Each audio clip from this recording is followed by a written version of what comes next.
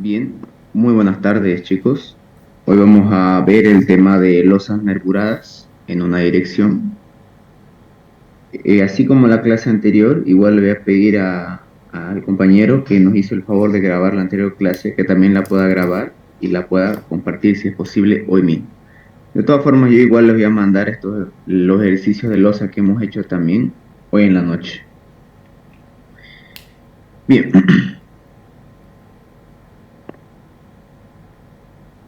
Bien, veamos entonces el siguiente ejercicio. Dice, para la losa mostrada en la figura, realizar los cálculos necesarios hasta llegar a un detalle de armado longitudinal y en planta. Fíjense, esto es lo nuevo. Anteriormente solamente hemos hecho detalles longitudinales vistos en planta, ¿no? Pero ahora vamos a ver cómo se hace también el detalle longitudinal. Esto del detalle longitudinal más que nada es cuando es una losa, como vemos, una losa con relleno, ¿no? Una losa aligerada. Bien, ahora, si hiciéramos, por ejemplo, un corte en esta parte, fíjense, ¿qué pasaría si hiciéramos un corte acá? Un corte. Esos rectángulos azules que ven ahí son los plastoformos, ¿no? Son unos rellenos de plastofor. Seguramente han visto, ¿no? Y también les voy a mostrar una imagen. A ver, les voy a mostrar una vez la imagen. Permítame.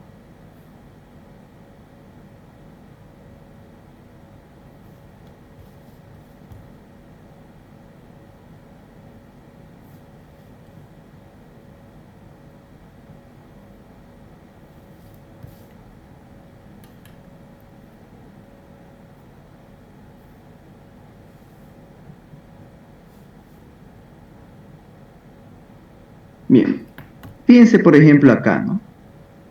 Estos de aquí son los plastoformos que colocan debajo de la losa, ¿no? Los plastoformos. No siempre colocan plastoformo. Últimamente hay una tendencia de utilizar lo que le llaman los casetones recuperables, ¿no? Son como unos moldes que lo colocan debajo de la losa y luego los quitan, ¿no? Y al final no deja este acabado increíble que tiene en la parte de abajo la losa.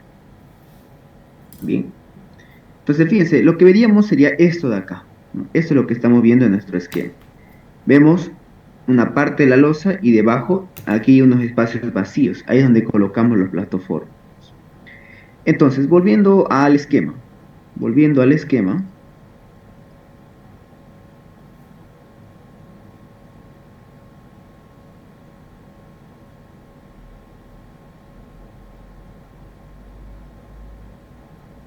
bien, volviendo al esquema. Fíjense que si hiciéramos este corte que les comentaba, este corte de acá,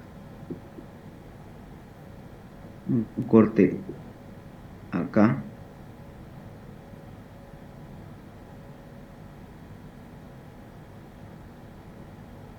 ¿sí? ¿Qué veríamos, no? Veríamos lo siguiente. Hay una parte de la losa que es constante, por decirlo así, en la parte de arriba, y debajo tiene aquí como unas vigas, ¿no? Tiene aquí como unas vigas. Esas vigas se las llama nervios, ¿de acuerdo? Estas vigas se le llaman nervio. Y la parte de arriba se lo conoce como placa. Fíjense que la parte de arriba es como si fuera una losa llena, pero de un espesor bastante pequeño, ¿no? Volvamos a la imagen de referencia, ¿no? Esta imagen de acá. Así lo veríamos en tres dimensiones. Fíjense, fíjense. Ahí. Va a haber una placa, viene a ser esta parte de arriba. Fíjense que donde la carga se recarga, donde se asienta, es en la parte de la placa. Debajo de la placa están estas vigas a las cuales vamos a llamar nervios. Y aquí en estos espacios vacíos es donde colocamos los plastoformos, ¿no? Estos plastoformos de acá. A ver, ya, bueno, estos acá son unos plastoformos cuadrados, ¿no? Sino que nos referimos a unos plastoformos que son mucho más largos. Algo así, fíjense.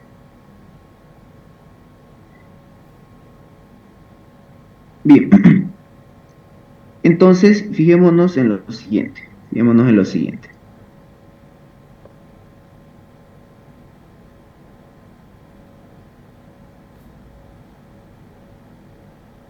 Acá. Bien, entonces vamos a tener el siguiente eje. La parte de arriba se lo llama placa, ya es como una losa llena de espesor bien pequeño. Y debajo de la placa tenemos estas vigas que le dan soporte a la placa, las cuales vamos a llamar nervios. El espesor de la placa lo vamos a o vamos a anotar con la letra A, ¿de acuerdo? A viene a ser el espesor de la placa. En este ejercicio nos da 5 centímetros. HL' va a ser la altura que tienen estas vigas a las cuales las estamos llamando nervios. HL', en este caso nos da 20 centímetros. BW se lo conoce como el ancho del nervio. ¿Ya? BW, el ancho del nervio. En este caso, 12 centímetros. Así a modo de curiosidad, todos los días, ¿no? Ustedes saben que se aprende algo. Yo hace poco me he enterado de que la mayoría, digamos, de estos que diseñan losas así, nervuradas, cuando se tratan de plastoformos le colocan como espesor 12. Y cuando colocan casetones le colocan 12,5. Tiene su explicación eso. Justamente estaba conversando con un ingeniero y me hablaba de que hay una tesis donde se especifica de que la distancia que hay entre un eje de un nervio a otro, lo ideal es que sean 80 centímetros, ¿no? Han hecho pruebas, ensayos y han determinado que esa distancia es la más eficiente. Eh, tiene sus explicaciones, ¿no? Y aparte también la norma también da unos valores límites. No es que yo puedo darle las dimensiones que yo quiera. Tiene unos estándares que se tienen que cumplir para las dimensiones. Muy bien. Entonces, fíjense lo siguiente. Aquí dentro vamos a tener relleno, ¿no? Aquí donde van a estar estos plastoformos. Relleno, relleno y así. La distancia que hay entre el eje de estos plastoformos al eje de este otro plastoformo se lo conoce como distancia E o espaciamiento que hay. E. Fíjense, aquí lo vemos también, ¿no? Visto en planta, desde el eje de un relleno al otro, E. También esa distancia E va a ser la misma que si midiéramos, fíjense, la distancia de un eje de un nervio a otro. Nos va a dar lo mismo, ¿no? También nos daría la distancia E. Tal vez alguien se pregunte, ¿no? ¿Cómo es que ha surgido esta idea de la losa nervurada, ¿no?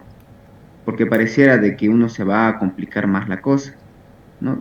De haber un porqué se ha llegado, ¿no? A tomar en cuenta esta forma de armado. Pues muy bien, fíjense en lo siguiente. Anteriormente habíamos visto losa llena, ¿no? Losa llenas. En la losa llena colocábamos la armadura traccionada en la parte de abajo cuando el momento era positivo, ¿no? Aquí venía armadura, armadura, y todas estaban separados una distancia E. Si el momento es positivo, ¿no? Llamémosle el momento es positivo, arriba se comprime, ¿no es así? Se comprime y abajo se tracciona. ¿Qué tanto es lo que se comprime en la parte de arriba? Se comprime una distancia A. Recordarán bien eso de hormigón 1. A, la distancia al eje neutro ficticio también nos indicaba qué tanto de hormigón, qué tanto era el área de hormigón que se estaba comprimiendo, ¿no? La distancia A. Entonces, fíjense que debajo de la distancia A, el hormigón se está traccionando. Como ustedes saben bien, el hormigón no es precisamente un material que resista bien a la tracción. Por lo tanto, fíjense que aquí hay harta área que no va a trabajar, ¿no? Hay harta área que no va a estar trabajando. Toda esta parte de aquí abajo, como se está traccionando, si bien el hormigón tiene hasta una cierta resistencia a la tracción, es muy pequeño. Es por eso que nosotros lo despreciamos. Entonces, fíjense que aquí hay harta área de hormigón que no está trabajando. Y por decirlo así, eso es casi como un área, o sea, un volumen de hormigón que está, por decirlo así, a la burrera, digamos, porque una buena parte no va a estar trabajando. Entonces, ahí fue donde a los expertos, ¿no? Se le ocurrió hacer lo siguiente. Decían, ¿qué pasaría si, por ejemplo, agarramos un grupo de estas barras y las juntamos?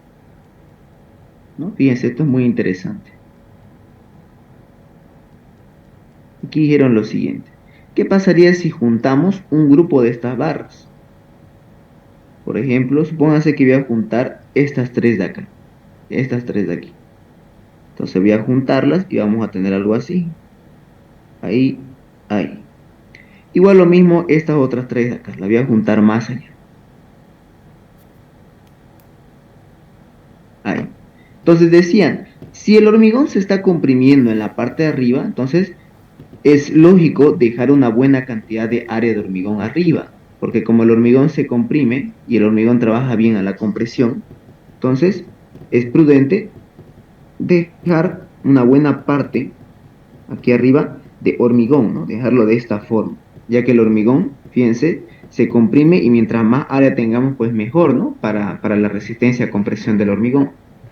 Sin embargo, como aquí abajo, una buena parte del hormigón no está trabajando, vamos a juntarlo de esta forma, ahí y acá, ¿no? Ya que como una buena parte del área de hormigón no está trabajando, entonces mejor concentrémosla en una parte donde juntemos las armaduras. Y luego dijeron, ¿y qué hacemos con estos espacios? Pues bueno, aprovechemos y coloquémosle relleno, ¿no?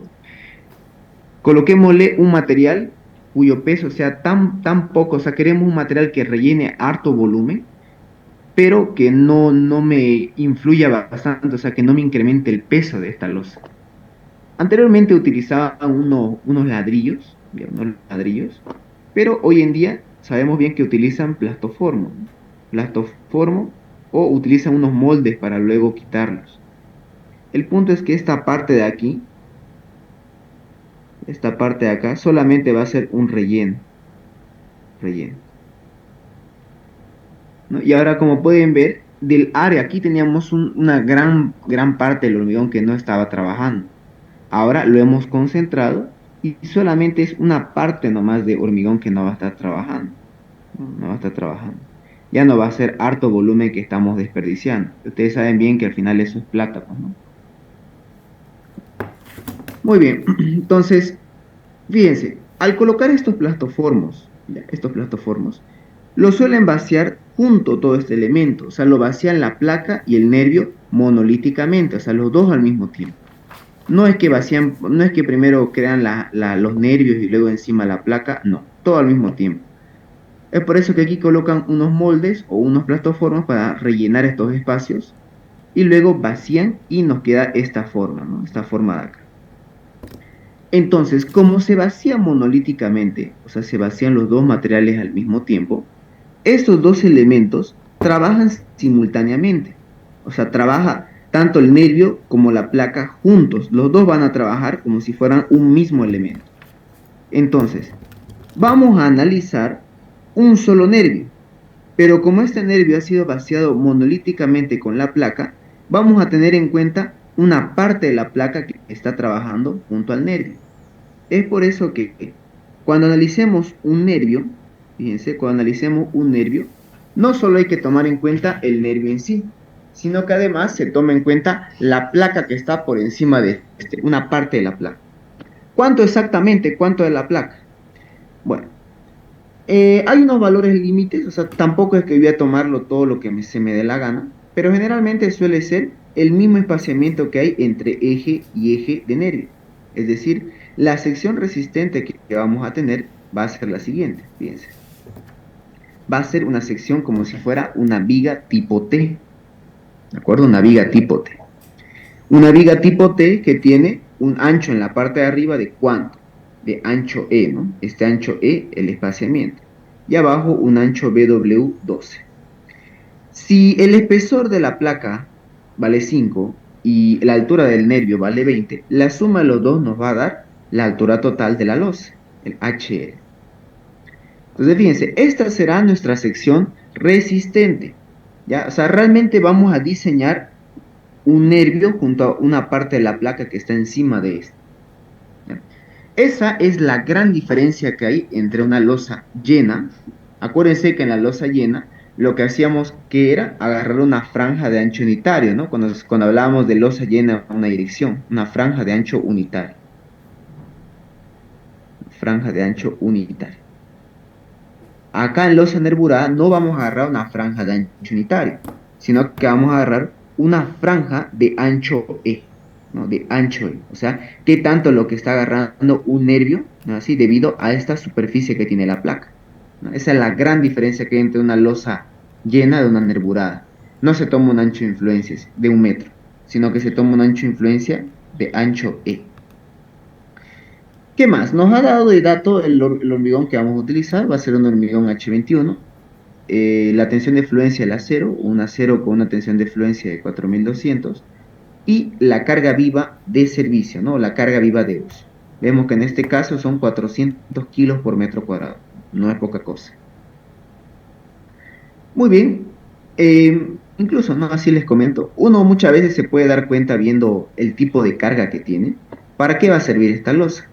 Con esta carga yo más o menos puedo pensar de que esta losa capaz va a ser para un comercio, ¿no? Un comercio donde va a transitar harta gente y aparte va a haber materiales y accesorios, ¿no? Que estén encima de la losa.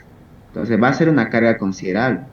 Entonces yo más o menos me puedo dar idea de cuál será la función de la losa si miro el tipo de carga viva que se va a considerar. Muy bien, ¿qué procede? Como todas las losas, lo primero que se hace siempre es ver la condición de armado, ¿no? Hay que ver cómo es que está trabajando. Si nos fijamos bien, esta losa solamente tiene apoyo aquí y apoyo acá. Tiene apoyo, solamente dos apoyos paralelos. Las losas, o sea, según su forma de apoyo, se clasifican en dos grandes grupos. Hay losas que se apoyan en vigas, ¿no? Que sería lo ideal, pero últimamente hay la tendencia de que la losa se apoye directo en la columna. En esta materia nos vamos a enfocar más que nada en las losas que se apoyan en vigas, ¿de acuerdo? Losas apoyadas en vigas. Fijémonos que esta losa se apoya en esta viga y esta viga. Tiene dos apoyos que son paralelos. En otras palabras, son apoyos en una sola dirección. No hay otra viga acá, ni mucho menos un paño está encerrado, no tiene viga en todo su contorno. Recordarán bien que para que se considere una losa en dos direcciones tiene que cumplir dos condiciones, ¿no? Una que tenga viga en todo su contorno y la otra era que la relación de luces nos dé menor a 2. Pero de entrada, fíjense, no, ninguno de los paños tiene viga en todo su contorno. Entonces decimos, eso es una losa armada en una dirección. Bien, ahora la estimación de cargas. Ya, mucha atención con esto, que vi que harto me preguntaba. Vamos a agarrar 1 metro cuadrado, ¿ya? Vamos a agarrar 1 metro cuadrado de losa. ¿Qué fue acá?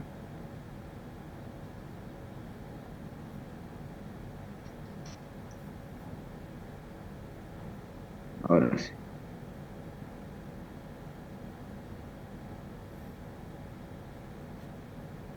Ahora sí. Bien, fíjense, vamos a agarrar 1 metro cuadrado de losa, ¿ya? 1 metro cuadrado de losa. Vamos a ver cuánto es la carga muerta superficial que hay en 1 metro cuadrado de losa. Ahora, póngame mucha atención en esto.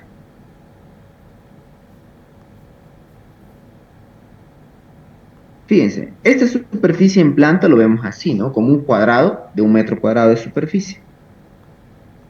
Si lo vemos en 3D, veríamos lo siguiente, ¿no? Aquí está nuestra superficie de 1 metro cuadrado de superficie. Ahí, 1 metro por 1 metro.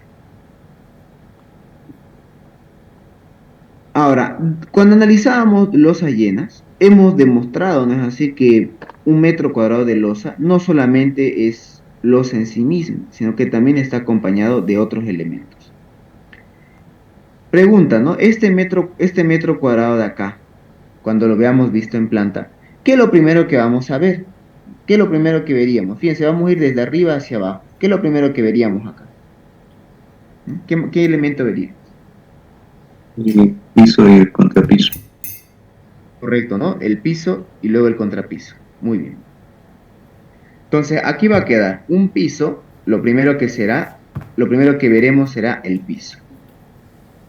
¿Qué tipo de piso? Puede ser cerámico, de granito, ¿no? O incluso he visto una tendencia que algunos están usando piso vinílico. Ya, pero vamos a decir que es un piso cerámico, no un piso el común.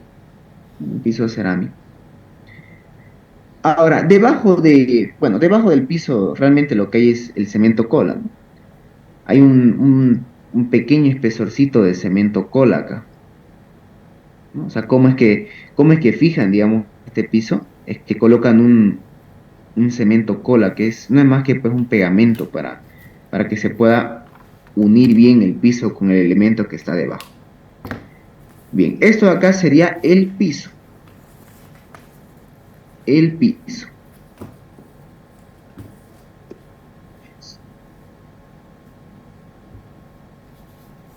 Debajo del piso sabemos que hay contrapiso. Debajo del piso hay una carpeta de nivelación que la conocemos como contrapiso. ¿Ok? Contrapiso.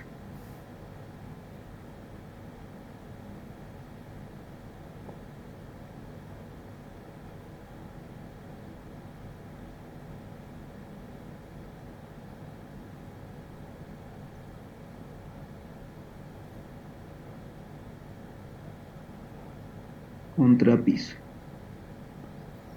Muy bien. Ahora, ¿qué habíamos comentado? ¿Cómo es la sección de la losa? ¿No? ¿Cómo es la sección que tiene esta losa con nervio, esta losa alivianada? Primero hay una placa, ¿no es así? Lo primero que vemos es una placa. Esto acá es la placa. Vamos a ver aquí la placa. Que igual les había comentado que esa placa es como si fuera una losa llena de un espesor muy pequeño. Bueno, comparado con el espesor de una losa llena. Ya, ahí tenemos entonces la placa. Debajo de la placa, ¿qué hay? Hay nervio. Debajo de la placa hay nervio. Entonces aquí va a venir nervio. Ahí. Nervio. Ahí. Ahora, obviamente este nervio va a ser, esta sección rectangular es como si fuera una viga, ¿no? Va a ser constante hasta 1 metro, ¿no? 1 metro de longitud. Entonces va a venir acá 1 metro de longitud. 1 metro acá de longitud.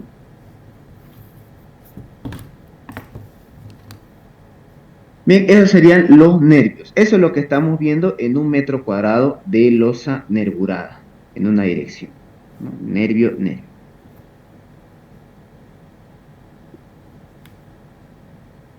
Debajo de la losa, ¿qué hay? ¿Qué hay debajo de la losa?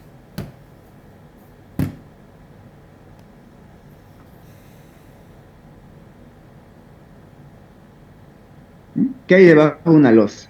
O sea, ustedes cuando... ¿Cómo? El cielo falso. Correcto, ¿no? El cielo falso. Correcto. Aquí hay una pequeña carpetita de cielo falso, ¿no? Que sabemos que el cielo falso es pues un estuco. Ahí. Va a haber acá esta superficie de 1 metro de cielo falso. Entonces se va a ver ahí. Se va a ver acá. Ahí. Ahí. Y ahí, ¿no? Ahí está el cielo falso. Ahora, ¿qué hay entre las placas? Digo, entre los nervios, ¿no? ¿Qué volumen o qué material viene aquí en medio?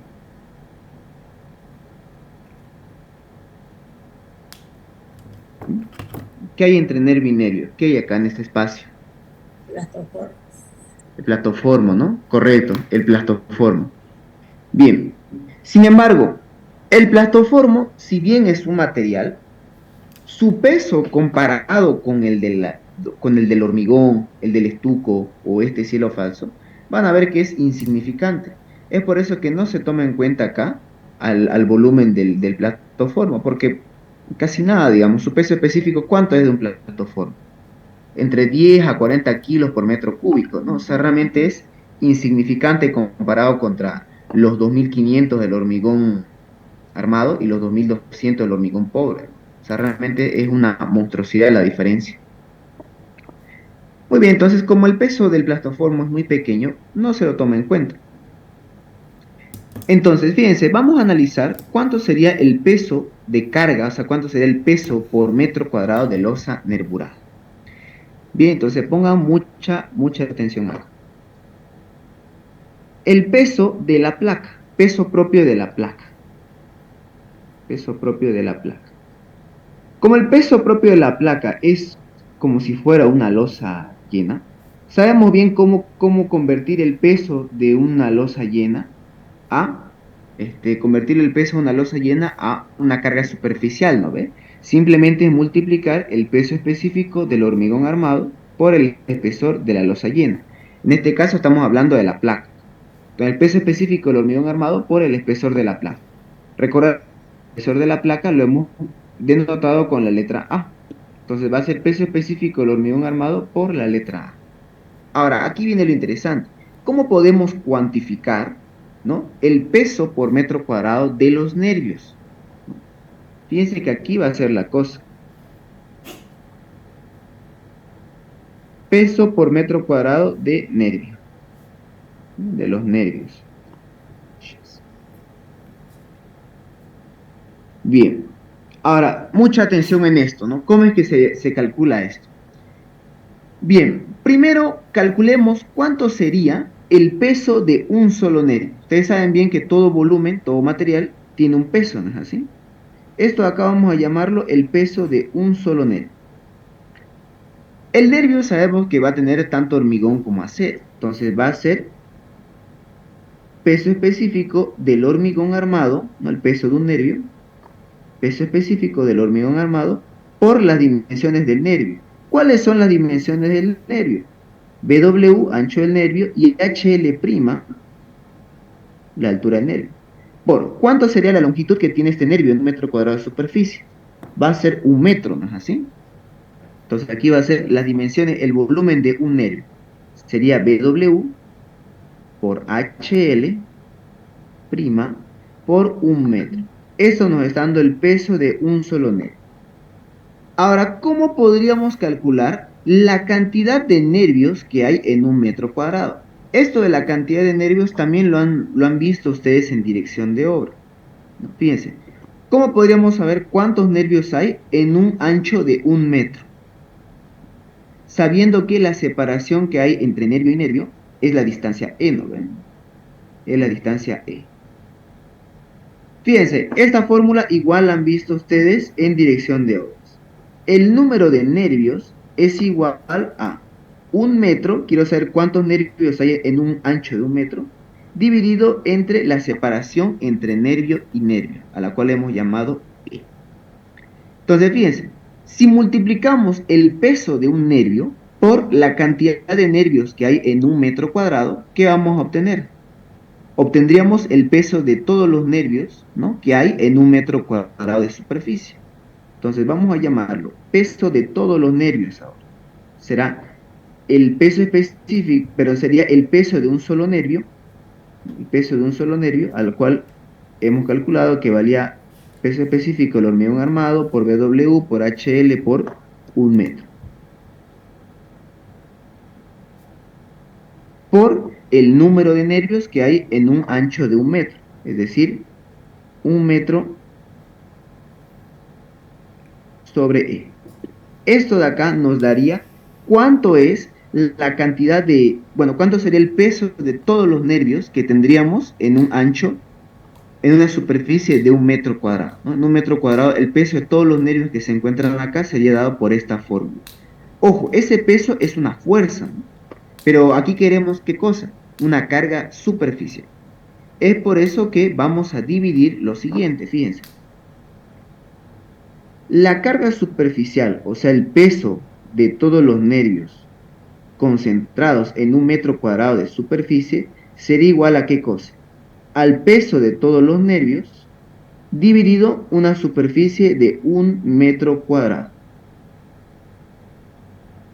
O sea, reemplazando sería peso específico hormigón armado por BW por HL' por 1 metro, 1 metro cuadrado, ¿no? 1 metro cuadrado sobre E. Y esto dividido entre 1 metro cuadrado. Lógicamente el metro cuadrado se va a ir con el metro cuadrado, ¿no? Por lo tanto, de ahí deducimos cuánto es la fórmula para calcular el peso propio de los nervios en un metro cuadrado. Había sido ¿qué cosa?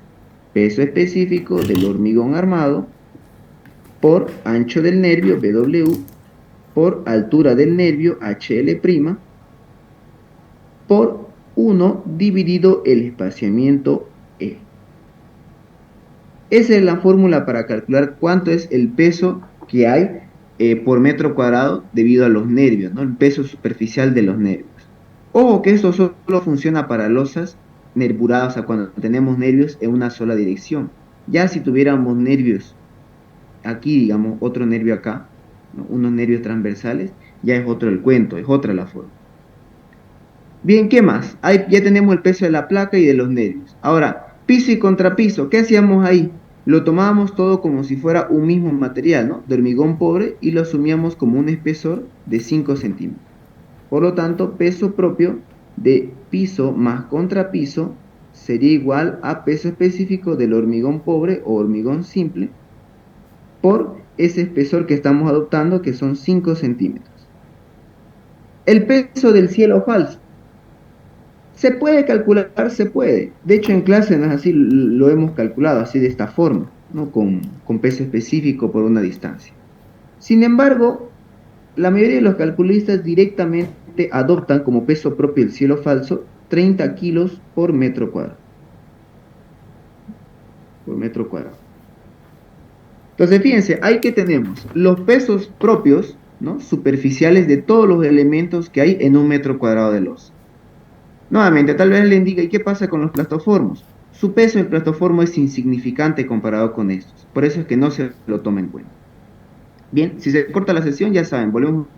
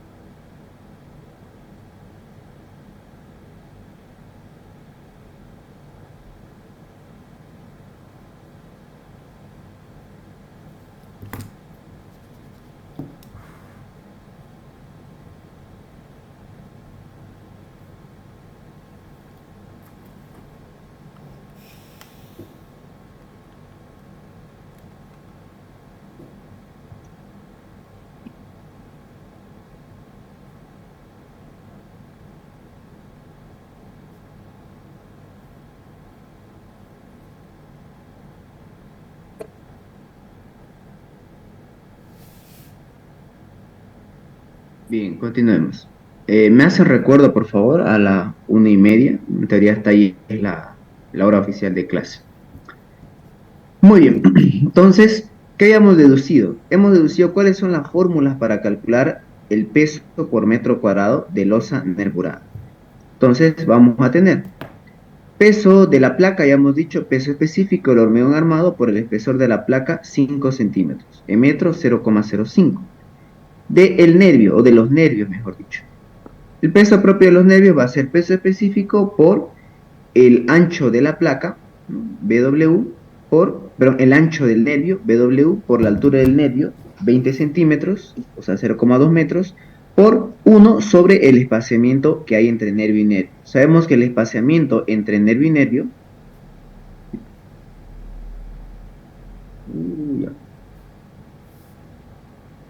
el espaciamiento entre nervio y nervio, el E, vale 50 centímetros. Muy bien, entonces, el peso que hay entre nervio y nervio va a ser, pero el peso de los nervios sería reemplazando 0,12 tonelada por metro cuadrado. ¿Qué más hay? ¿No? ¿Qué más tenemos? Peso del piso más contrapiso. Habíamos asumido unos 5 centímetros por el peso específico del hormigón pobre, 2,2 toneladas por metro cúbico. Y finalmente el del cielo falso, les he comentado que la mayoría de los calculistas directamente lo toman como 30 kilos por metro cuadrado, que en toneladas sería 0,03 toneladas por metro cuadrado. Si quisieran considerar el peso del plastoformo, ¿Cómo sería, no? El peso específico del plastoformo, unos, entre 10 a 40, ¿no? 10 a 40 kilos por metro cúbico. Tomemos 25, digamos, un promedio. 25 kilos por metro cúbico. 25 kilos por metro cúbico en toneladas por metro cúbico sería 0.025, ¿no? Toneladas por metro cúbico. Por el espesor, vemos que la losa, pero el relleno del plastoformo tiene un espesor el mismo que el nervio, ¿no? O sea, de 20 centímetros o 0,2 metros.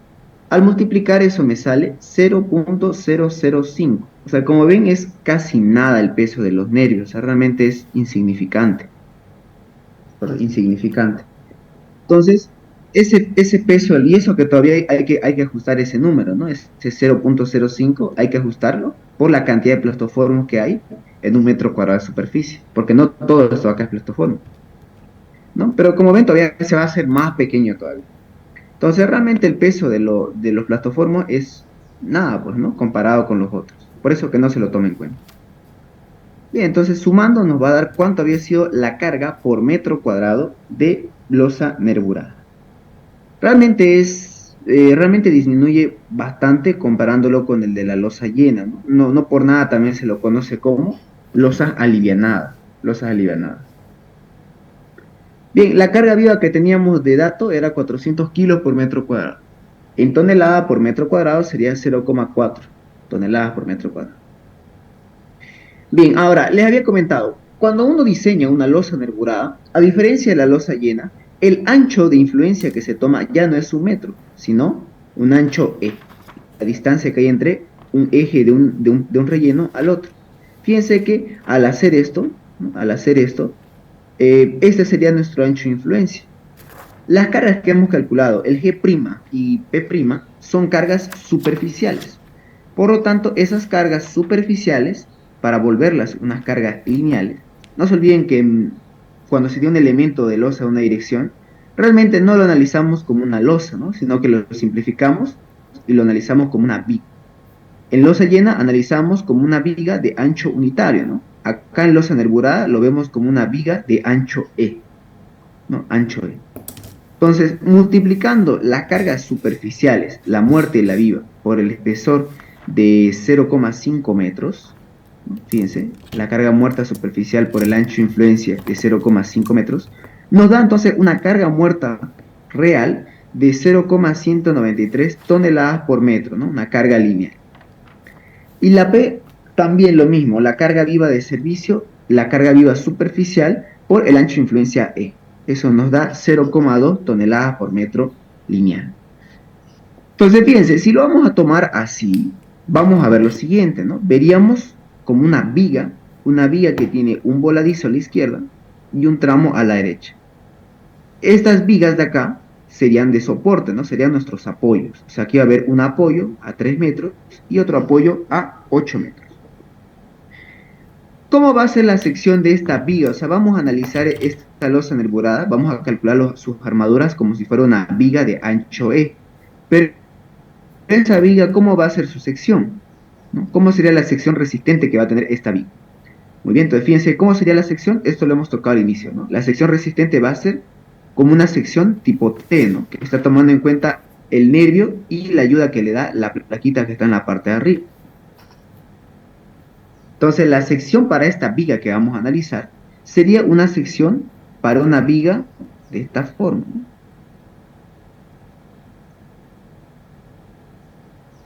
Sería esta de acá nuestra sección.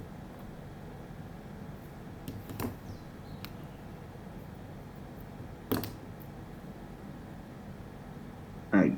Veíamos esta sección de acá, sería la sección de esta viga que vamos a analizar.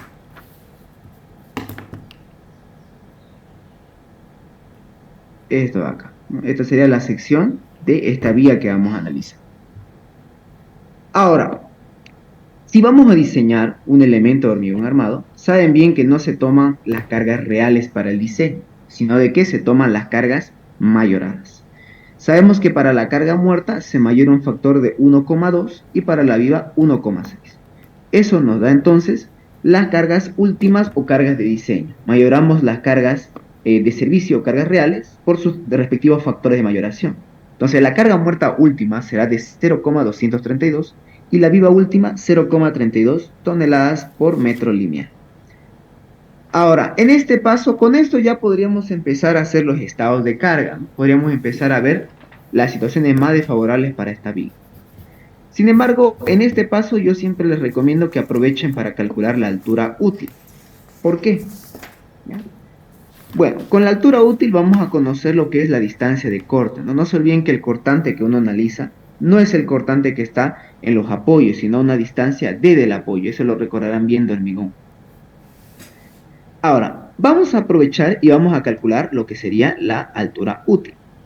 Ahora, a diferencia de la losa llena, ¿se acuerdan bien que en la losa llena, fíjense, en una sección de losa llena, al tener un volumen, o mejor dicho, una área grande de hormigón, ¿no? Un área grande de hormigón, tenía una muy buena resistencia del hormigón al esfuerzo de corte.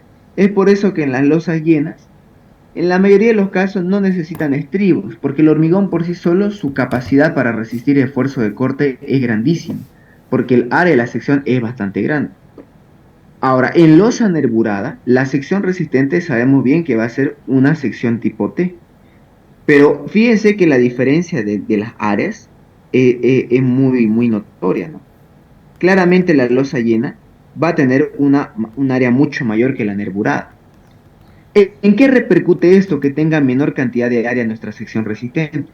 Pues obviamente su resistencia al esfuerzo cortante del hormigón, su FIBC, va a ser mucho más pequeña. O sea, este de aquí, ¿no? Este de acá, la resistencia del hormigón al esfuerzo de corte va a ser más pequeña el de la losa nervurada que el de la losa llena, porque la losa llena al tener un gran volumen, un gran área de hormigón, pues obviamente tiene una mayor resistencia al esfuerzo de corte.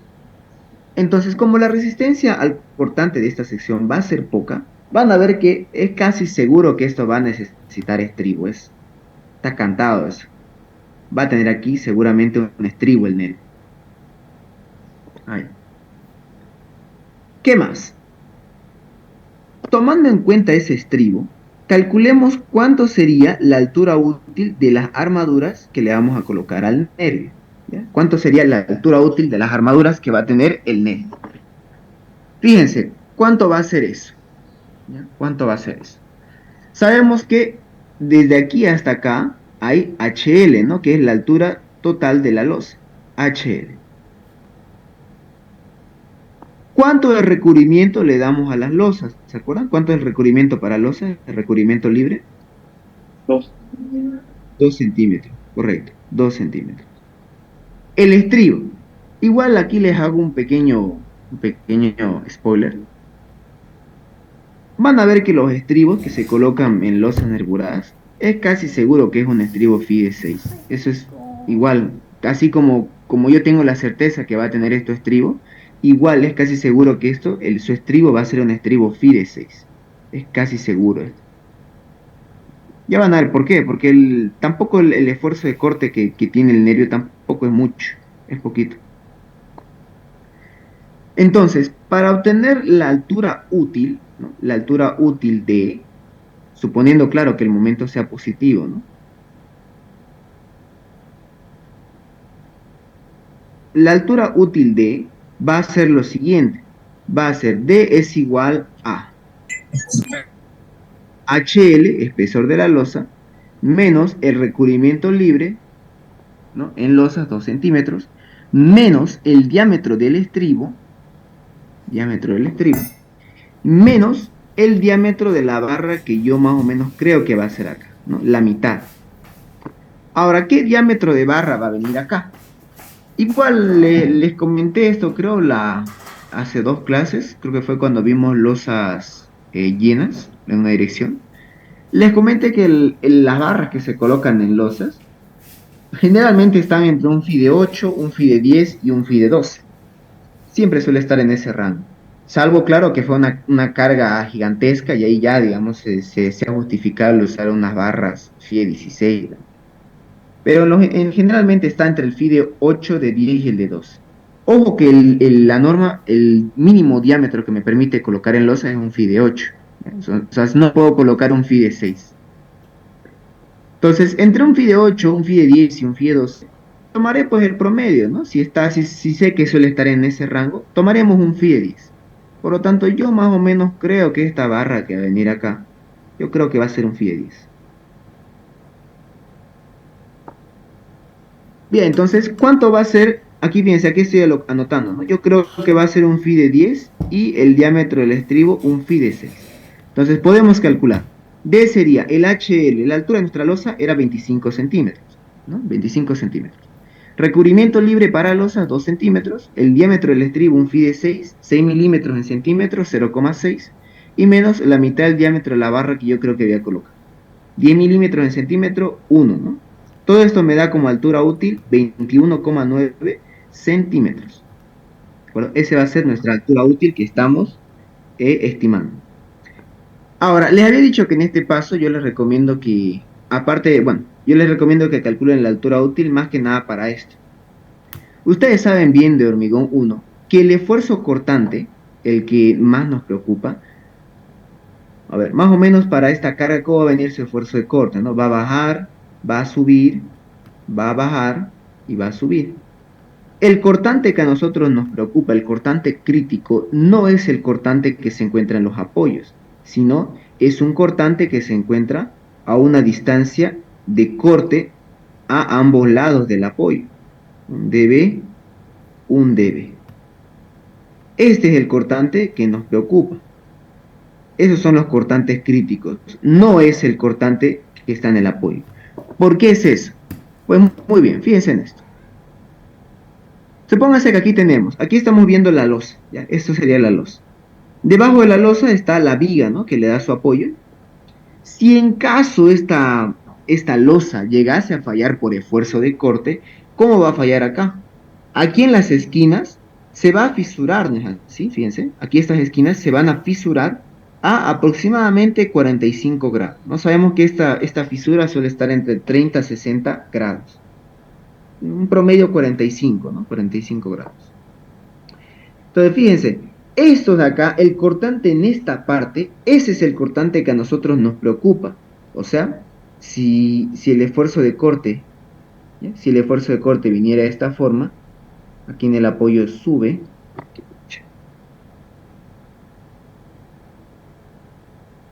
ya, ahí, fíjense. Supongamos que el cortante viene ahí en el apoyo sube y luego vuelve a bajar, ¿no? Los cortantes que a nosotros nos van a preocupar son estos de acá. No es el cortante que se encuentra en el apoyo, sino a una distancia del apoyo, es decir, en esta parte de aquí, en esta parte de acá. Aquí es donde a mí me preocupa esto. Acá el cortante y aquí el cortante. ¿Ya? Esas son las distancias que a nosotros nos preocupan.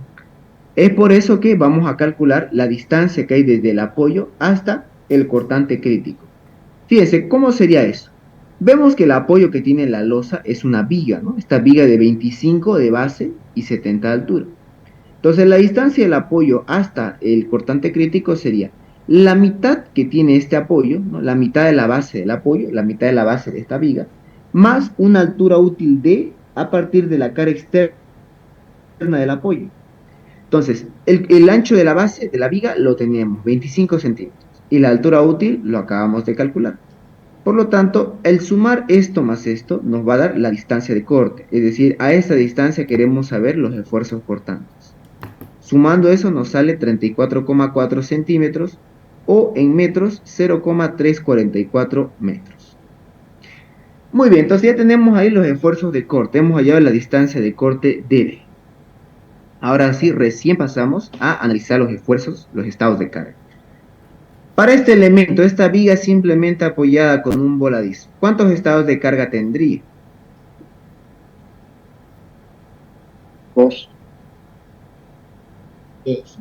Va a haber un estado de carga que nos da el momento máximo para el tramo y otro estado de carga que nos va a dar el momento máximo para el apoyo.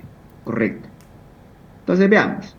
Vamos a analizar a detalle solamente uno de los estados de carga, ¿ya? Porque a estas alturas ya no tenemos dificultad con eso, ya lo hemos visto varias veces.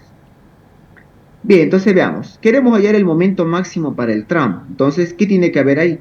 Carga muerta en toda la viga y solamente carga viva en el tramo. Pues muy bien, vamos a hallar las reacciones. Aquí igual no me voy a detallar mucho, tiene la memoria de cálculo, es aplicar isostática, ¿no? Mi única recomendación es que utilicen las ecuaciones de momentos para las ecuaciones y dejen la ecuación de fuerzas verticales como una verificación.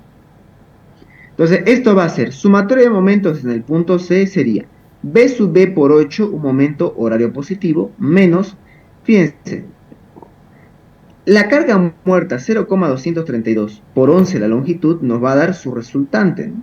Su resultante. Como es una carga rectangular, sabemos que la resultante está a la mitad de la longitud. Y como la longitud es 11, pues será la distancia 11 medios, o sea, 5,5 metros. ¿Cuál más? La carga viva distribuida, lo mismo, la misma situación. Vemos que es una carga rectangular, por lo tanto tendrá una resultante de esta forma. La distancia que hay desde aquí hasta acá, esta distancia, sería la mitad de la longitud, y vemos que sería la mitad de 8, ¿no? Ya que la resultante se encuentra a la mitad de la longitud de la carga. Entonces sería 0,32 por 8 de la longitud por la mitad de 8, 4. Despejando nos sale que la reacción vertical en B nos dio 3,034 toneladas. Me dio positivo, eso quiere decir que el sentido asumido es correcto, ¿no? Lo mismo para la sumatoria de momentos en el apoyo B, para poder obtener la reacción en C. Hacemos sumatoria de momentos en B con sentido horario como positivo. Vamos a tener B sub B por 8 horario negativo. Aquí voy a sumar esto más esto y lo voy a tomar como si fuera una misma carga. La suma de estos dos, 0 de 232 más 0,32 nos sale 0,552, ¿no? 0,552. Por la longitud 8 metros, por la mitad de 8, 4. Esto me da un momento horario, por lo tanto va a ser positivo. Y finalmente 0,232 por 3 nos da esta resultante. Esa fuerza nos da un momento antihorario, por lo tanto va a ser negativo. ¿A qué distancia? La mitad de 3, 1,5. Despejando, la vertical en C vale 2,078 toneladas. Nuevamente, nos dio algo positivo. Eso quiere decir que la reacción asumida, el sentido de la reacción es correcto. Muy bien, entonces dejamos la sumatoria de fuerzas verticales simplemente como una verificación. Y vemos que al sumar las reacciones y luego restar la resultante de las cargas distribuidas, nos dio lo mismo. Eso quiere decir que cumple, ¿no? Que 0 es igual a 0. Muy bien, ahora, fíjense cómo está este esquema. Este esquema tengo un voladizo en este tramo y aquí tengo un tramo, ¿no? Entre apoyo y apoyo. Vemos que aquí es más conveniente analizarlo de derecha a izquierda, ¿no? O sea, empezar desde acá e ir de derecha a izquierda. Pues muy bien, hagamos eso. Analicemos el tramo BC de derecha a izquierda. Si hiciésemos un corte, ¿no? Un corte a una distancia X, ¿qué vamos a tener? Tendríamos B sub C, una reacción vertical hacia arriba. No se olviden que si vamos de derecha a izquierda, las fuerzas verticales se colocan como negativo. Entonces sería menos B sub C. ¿Qué más hay acá en esta parte donde estamos cortando? Está la resultante de estas dos cargas distribuidas, ¿no? Vamos a sumar esas dos cargas distribuidas. 0,232 más 0,32, 0,552 por la longitud de la carga distribuida hasta esa parte es X. Vemos que esa fuerza va hacia abajo, por lo tanto va a ser positivo. Entonces tendríamos B sub C negativo y más, porque va hacia abajo, 0,552X. Ahí tendríamos la ecuación de esfuerzo de corte. Ecuación de esfuerzo de corte. ¿Dónde queremos saber el cortante para nuestro diagrama? Queremos saber cuánto es el cortante aquí al inicio y cuánto es al final. O sea, vamos a reemplazar en la ecuación de cortante 0 y 8, ¿no? En 0 nos da menos 2,078 y en 8 nos da 2,338 toneladas. Vemos que hay un cambio de signo. Ojo con eso. Sabemos que si hay un cambio de signo, quiere decir que hay un momento máximo positivo que se encuentra en este tramo. Muy bien. Entonces, fíjense que hasta este punto podríamos ir dibujando esto, ¿no? Aquí abajo en cero menos 0,078, bueno, menos 2,08, y en 8 vale 2,334, pero en 2,34 toneladas. Sabemos que debido a la carga distribuida, esto va a variar linealmente. Entonces, fíjense, ¿no? Como hay un cambio de signo, quiere decir que en este punto donde se está cortando, aquí va a darse el momento máximo, ¿no? Así, para eso es bueno tenerlo el cortante y el momento al mismo tiempo. Ahora, acuérdense bien que el cortante que a nosotros nos preocupa no es el cortante de los apoyos, sino que es el cortante a una distancia de corte DB de los apoyos, o sea, del apoyo C DB a la izquierda y del apoyo B DB a la izquierda y a la derecha. ¿De entonces, quiero saber cuánto vale el cortante a una distancia DB de los apoyos. Este es el que nos preocupa, ese es el cortante crítico. El DB habíamos determinado que valía 0,344. Entonces, como tenemos la ecuación de cortante, vamos a reemplazar. Como estamos yendo de derecha a izquierda, sería. En la ecuación de cortante lo vamos a reemplazar a una distancia de B primero, ¿no? ¿Ah? 0,344. Vemos que ahí nos da menos 1,888 toneladas. Y si tenemos la ecuación de cortante que va desde aquí a la izquierda, ¿qué distancia sería esta de acá, no? ¿A qué distancia tendríamos que evaluar el cortante acá? Sería 8 metros menos el dB, ¿no? 8 metros menos el dB nos da esta distancia. Y aquí queremos saber cuánto vale el cortante acá. Vemos que al hacer eso, vale que el cortante, pero nos sale que el cortante vale 2,15 toneladas positivo. Entonces, podríamos ir dibujando eso. El cortante acá vale menos 1,89 y acá el cortante vale 2,15 positivo. Muy bien. Ya hemos formulado la ecuación de cortante. La ecuación de cortante. Ahora, ¿cómo sería la ecuación de momento? Formulamos la ecuación de momento. Momento sería la reacción BC por X, vemos que nos produce un momento antihorario. Recuerden bien que estamos yendo de derecha a izquierda, cambian los sentidos. Como estamos analizando el momento antihorario, pero como estamos analizando el momento y estamos yendo de derecha a izquierda, y el momento es antihorario, va a ser un momento positivo, o sea, va a ser BC por X, ¿no? Nos da un momento antihorario, como vamos de derecha a izquierda, antihorario es positivo.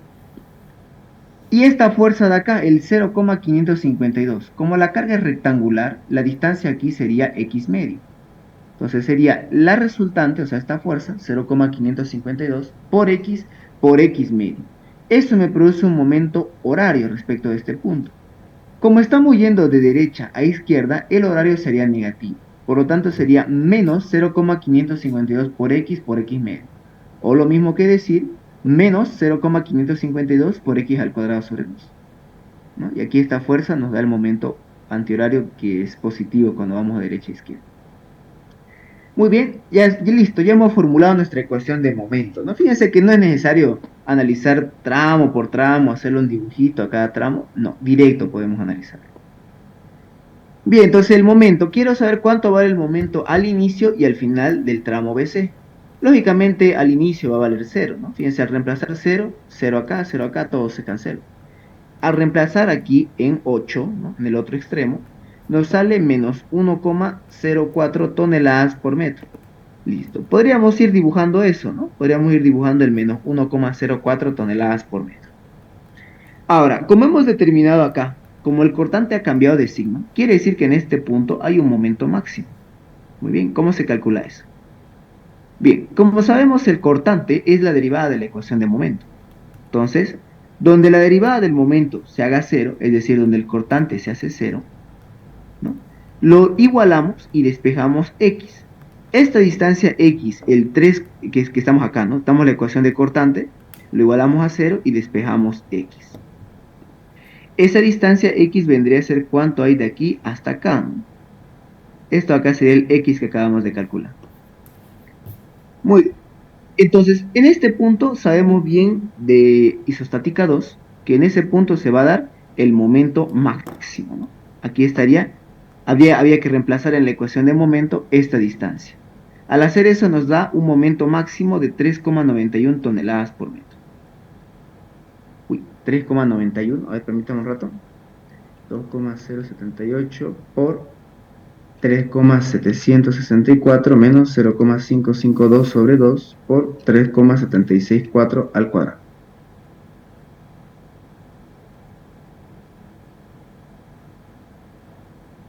3,911, ¿no? Aquí voy a corregir eso.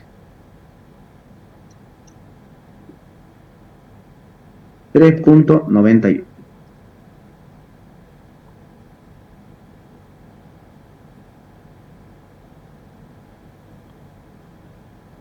Muy bien, entonces ahí tenemos nuestro momento máximo positivo, el 3,91.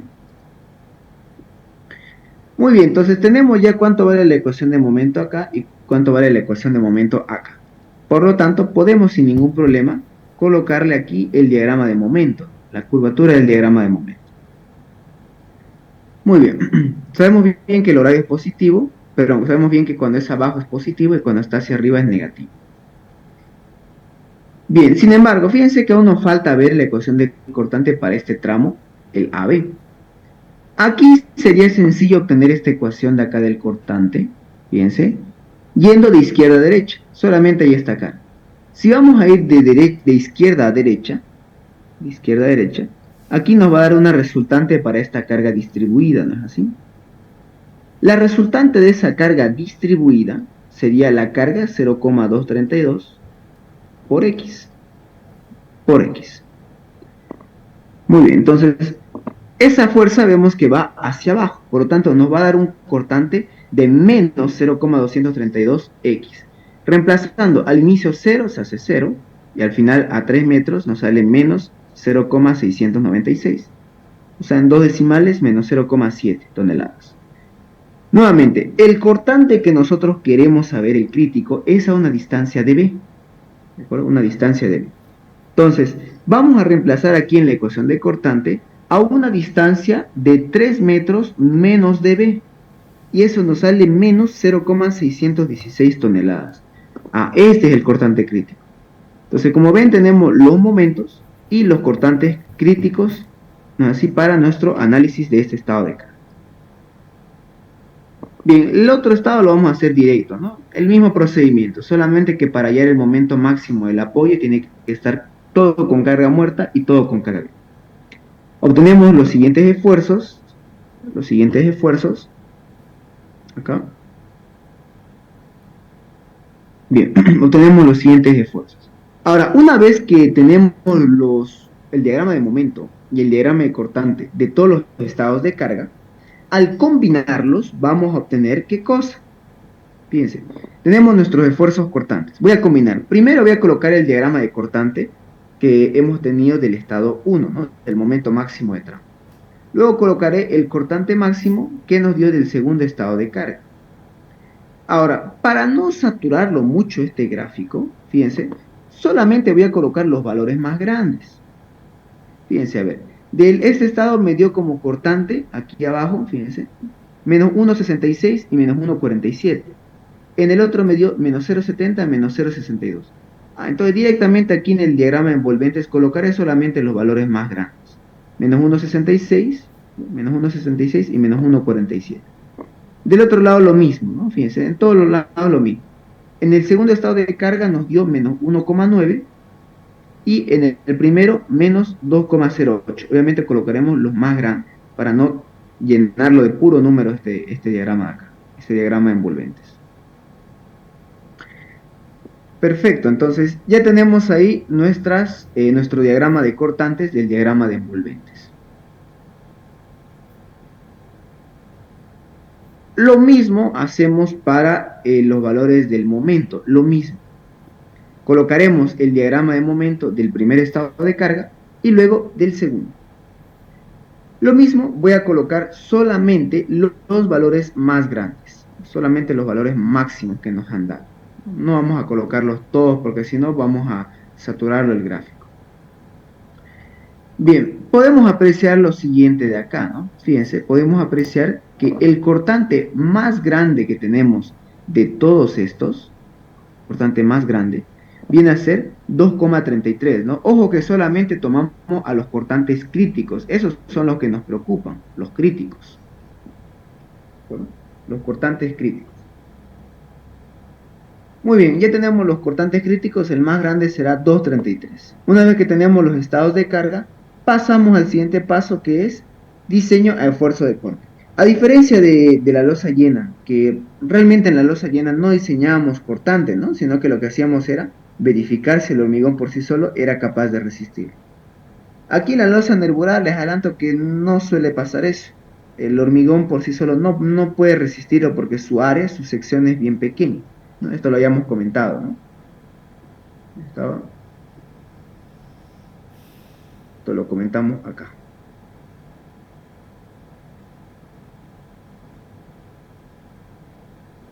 Ahí, ¿no? Fíjense, la sección de la losa nervurada es mucho más pequeña que la sección de la losa llena.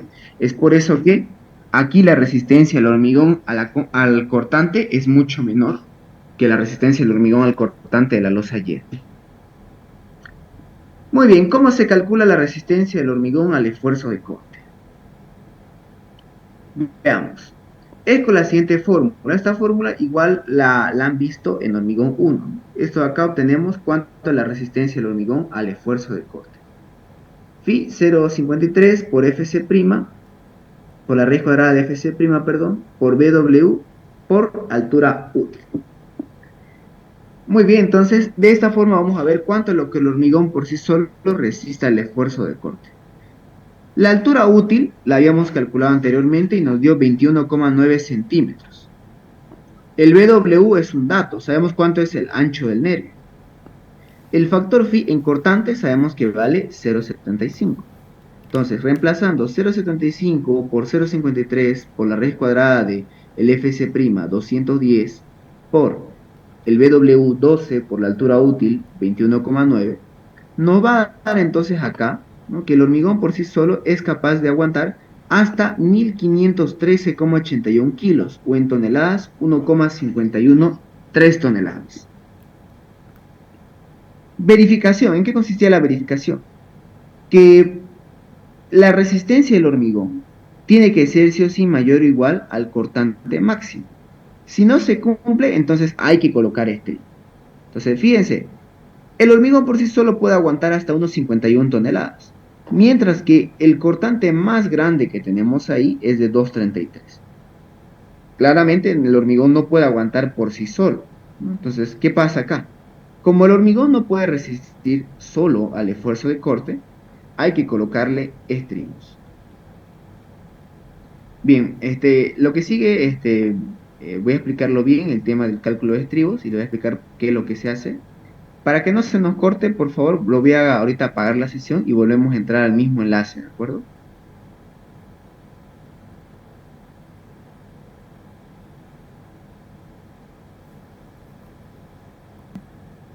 Ustedes saben bien que el hormigón, si bien es un material que tiene una buena resistencia a la compresión, no es un material que resiste indefinidamente la compresión, tiene un límite. Tiene esto un límite, no es que puedo comprimirlo hasta donde se me dé la gana. Entonces, ¿cómo yo puedo saber eso? ¿Hasta cuánto va a ser el límite que se puede comprimir esto? Fíjense que esta compresión es inclinada, es oblicua. Si la compresión que se va a dar acá, ¿no?, por el esfuerzo cortante, es muy grande, si esto acá es muy grande, puede llegar a fallar el hormigón por aplastamiento, ¿no? Y ustedes saben bien que el hormigón no avisa cuando falla. Entonces, para ver si va a ocurrir esto o no, hacemos esta verificación. Esta verificación es bastante sencilla. Fíjense en qué consiste. Primero, recordemos la ecuación general que tiene el esfuerzo de corte, ¿no? Todo el tema de diseño de esfuerzo de corte se puede resumir en esta ecuación. ¿Qué dice? Que el cortante último tiene que ser menor o igual ¿a qué cosa? A la resistencia del hormigón al esfuerzo de corte más la resistencia del acero al esfuerzo de corte. Si este es lo suficientemente grande como para resistir esto, entonces no necesita, pues, ¿no?, la ayuda del acero. Ahora, esto es una fórmula general. Vamos a analizar para el cortante máximo, es decir, para este BU máximo. Si vamos a analizar para el cortante BU máximo, el phi-BC, esto se mantiene. El phi-BC es un valor, digámoslo así, constante, porque no puedo yo decirle al hormigón que resista más de lo que yo ya le he definido, ¿no? Ya hemos definido que es un hormigón H21. Entonces no puedo decirle resistí más de lo que te estoy especificando, ¿no? Este valor se mantiene fijo, este fíbese. Lo que sí puede ir, bueno, lo que sí se puede modificar sería el del acero, ¿no? Fíjense, el del acero. Si vamos a analizar para el cortante máximo, pues obviamente vamos a necesitar un acero especialmente diseñado para el esfuerzo máximo. De aquí vamos a despejar este BS máximo. Fíjense, simplemente voy a igualar esta parte y voy a despejar el BS máximo. Eso va a ser BU máximo menos phi BC sobre factor phi. BU máximo lo conocemos, ¿no? Es el cortante máximo en nuestro diagrama de envolventes. El phi BC también lo hemos calculado, la resistencia del hormigón al esfuerzo de corte, y factor phi sabemos que en diseño de esfuerzo de corte vale 0,75. Entonces, fíjense, el acero tiene que darle una ayuda extra, tiene que aportarle poco más de 1 tonelada de esfuerzo de corte al hormigón para que juntos puedan aguantar este cortante acá, el 233. Muy bien. Ahora, ¿en qué consiste la verificación a la rotura por compresión oblicua, ¿no? Para evitar que ocurra esto que les comenté, de que el hormigón falle debido a esto, falle por aplastamiento de manera inclinada, hacemos el siguiente cálculo. Tengo mi BS máximo, listo. El BS máximo tiene que ser menor o igual a 2,12 la raíz cuadrada de FC' por BW por D. ¿Ya? Todo acá es dato. BS máximo lo tenemos, phi BC sabemos que es 210, BW el ancho del nervio 12 y la altura útil 21,9. Por lo tanto, podemos reemplazar y ver si va a cumplir o no.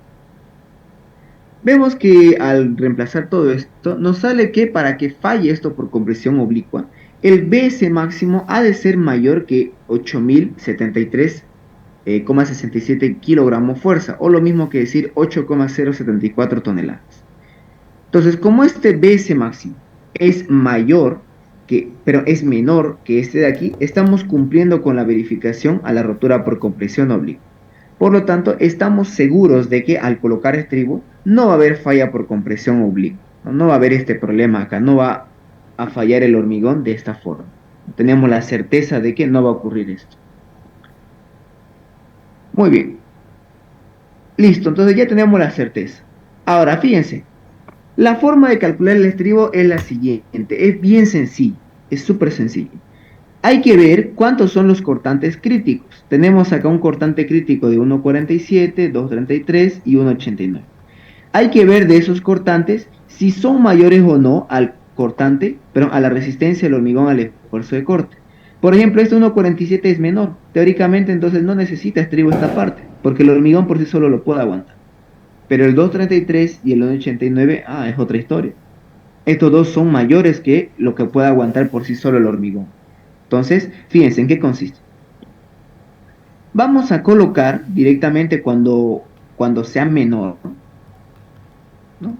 Fíjense, para el primero, este cortante de acá, este crítico, valía 1,49. Ojo que solamente vamos a tomar los valores positivos. Ustedes saben bien que el cortante es bien relativo, eso del signo, ¿no? Lo que vamos a analizar ahora es la intensidad del cortante. Entonces, para el primer cortante crítico, 1,47.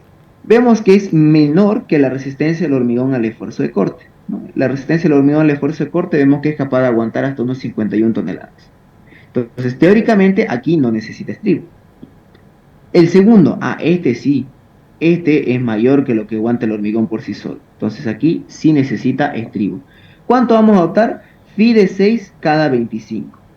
Y el otro 1,89 mayor que el phi BC, colocamos también phi de 6 cada 25.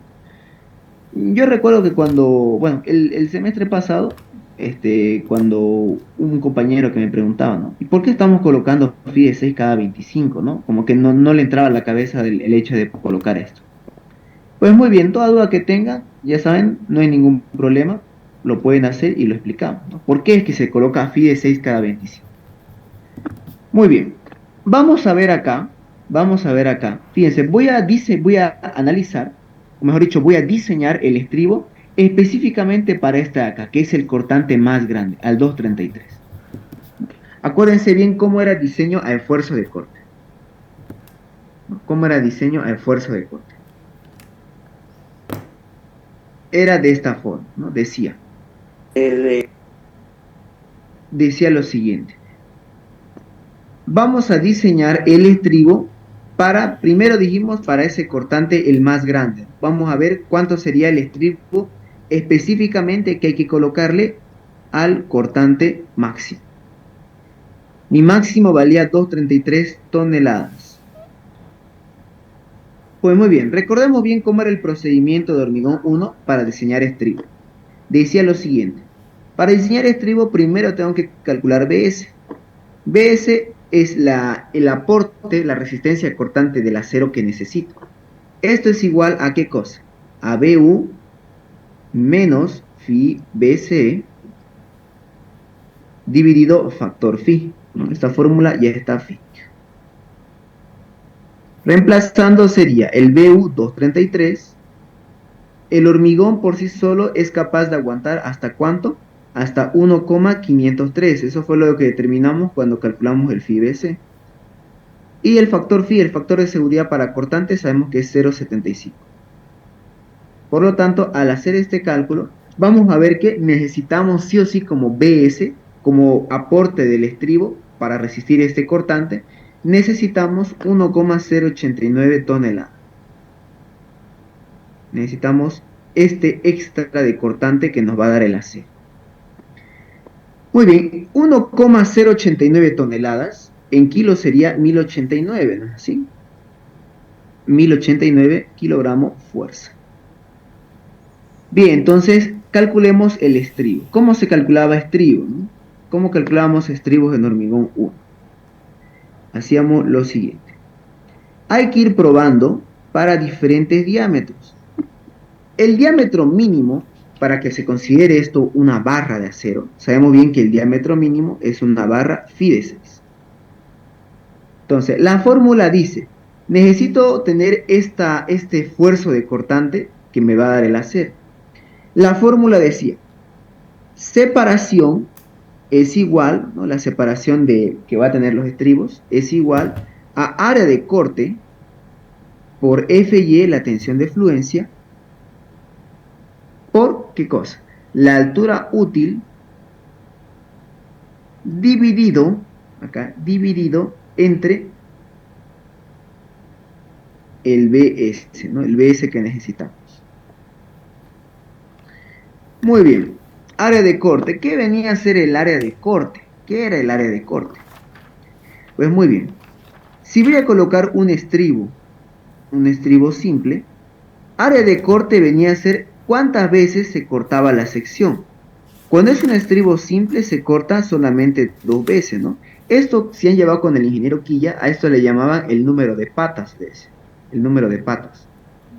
Si voy a llevar estribo doble, o sea, voy a llevar otro estribo aquí detrás, si vamos a llevar estribo doble, pues ahí en el estribo doble, ¿no? El número de patas, o sea, las áreas de corte serían 4 veces, ¿no? Sería 4.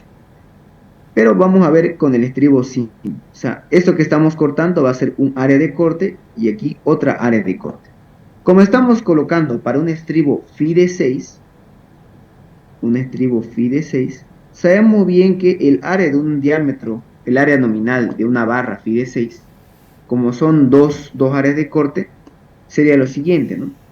Área de corte va a ser 2 veces, porque son 2 áreas de corte, por el área de una barra phi de 6, 0,28. Esto nos da 0,56 centímetro cuadrado.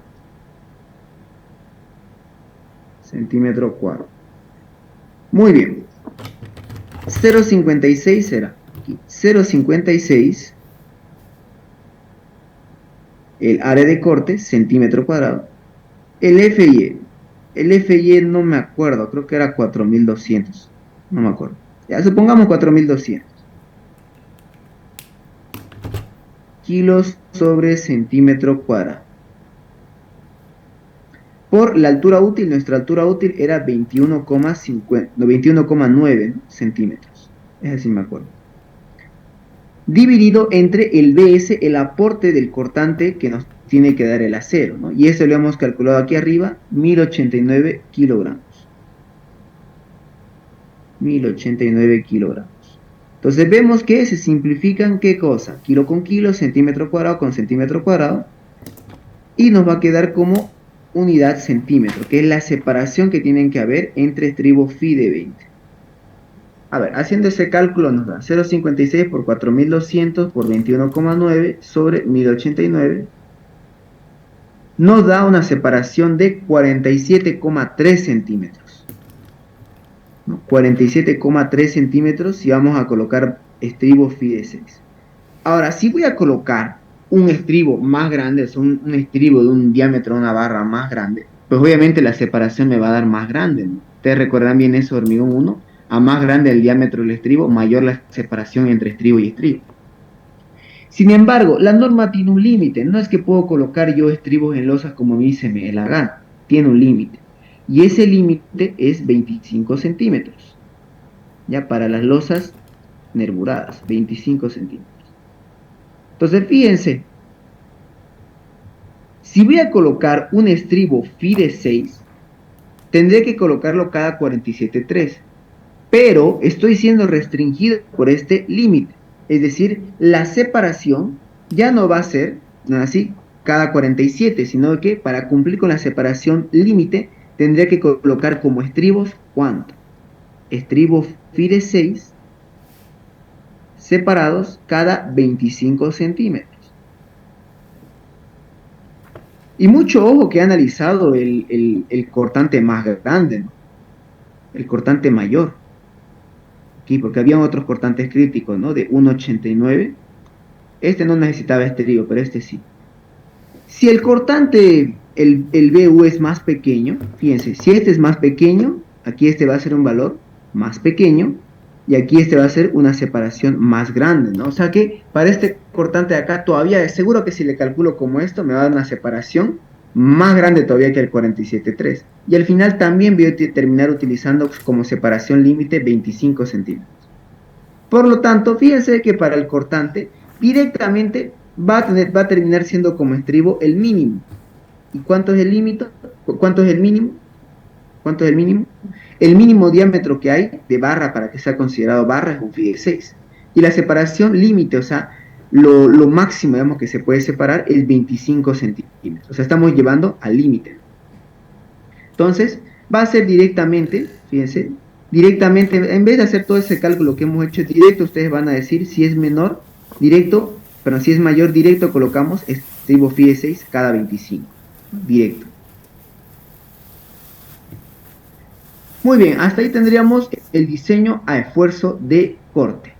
¿Qué procede? Tenemos entonces que el diseño a esfuerzo de corte, ya hemos determinado qué estribo vamos a colocar. Ahora veamos el diseño a flexión simple, ¿no? Las armaduras que van a ver. Pues muy bien, de datos que tenemos. El hormigón, su resistencia era 210, la tensión de fluencia 5000, el ancho del nervio 12, altura de la losa 25, la altura útil que hemos estimado 21,9. Muy bien, entonces por flexión, retracción y temperatura. Acuérdense bien que para losas las fórmulas son las siguientes. Por flexión, esta fórmula que conocemos de hormigón 1, solo que acá como estamos analizando una viga tipo T, sería aquí el ancho del nervio, ¿no? El BW. Por retracción de temperatura, mucho ojo que en losas es diferente, ¿no ve? Ya no es lo mismo que en vigas. La fórmula en losas era 0,0018 por 4200 sobre FY. La base, ¿no? Si la base, en este caso, como estamos hablando de una sección tipo T, de una sección nervurada, la base sería el ancho BW, perdón, el ancho del nervio por la altura de la losa. ¿Ya? O sea, no se olviden que esta fórmula es para losas, no es la misma fórmula de retracción de temperatura que en vigas. Al calcular, vemos que esto nos da 0,45 centímetros cuadrados. Claramente el mayor entre estos dos va a ser 0,61. Ahora, igual aquí les hago un comentario. Estas dos fórmulas de armadura mínima, ¿ya? Las dos son válidas cuando el momento es positivo. O sea, cuando el momento viene de esta forma. Si el momento fuese negativo, esto de acá, fuese negativo, el área que vamos a tomar acá, o sea, fíjense, aquí aplica área mínima Aquí hay que calcularle el área mínima por flexión y también el área mínima por retracción y temperatura y ver cuál de los dos es el mayor. Sin embargo, cuando el momento es negativo, en una viga tipo T, de este caso, de esta losa, aquí solamente se toma como armadura mínima el que me es dado por retracción y temperatura. El de retracción y temperatura solamente. No los dos, solamente este. Por lo tanto, para la armadura mínima, cuando el momento sea positivo, será el mayor entre estos dos, 0,61. Cuando el momento sea negativo, mi armadura mínima será el 0,45 para este. Muy bien, listo. Entonces tenemos ahora que diseñar las armaduras. El momento de tramo. Habíamos determinado que el momento de tramo, el máximo que nos daba del diagrama de envolventes, era 3,91. Era 3,91.